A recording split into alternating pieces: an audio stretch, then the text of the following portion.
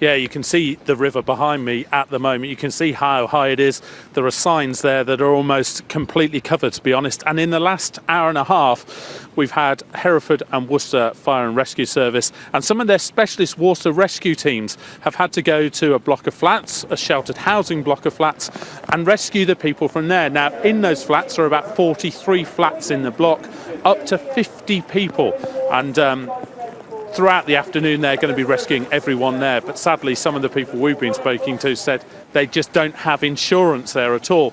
Now, Worcester itself is, as you were saying, pretty much cut in half. The river bridge is closed. There's flooding on both roads going into the town. So the only way really to get from one side of the town at the moment to the other is across the main bridge. And the way they are doing that is by shuttle bus. And that's going down by Worcestershire Cricket Club, which is flooded itself. And that is the only way people can get from one side of the city to the other at the moment. But that shuttle bus is being debated whether they can carry that on.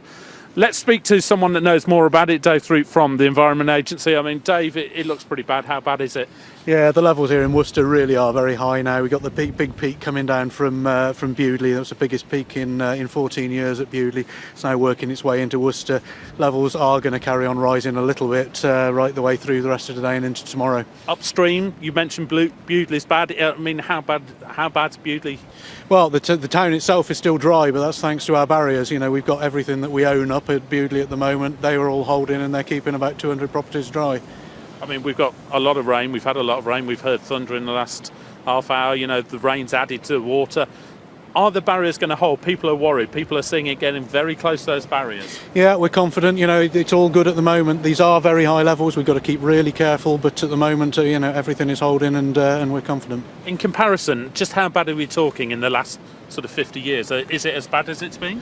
It's not quite as bad as 2007. The levels in Worcester are getting very, very close to that. But, you know, these are big levels. You know, you would only expect to see these levels, you know, once every 10, 15 years at the most.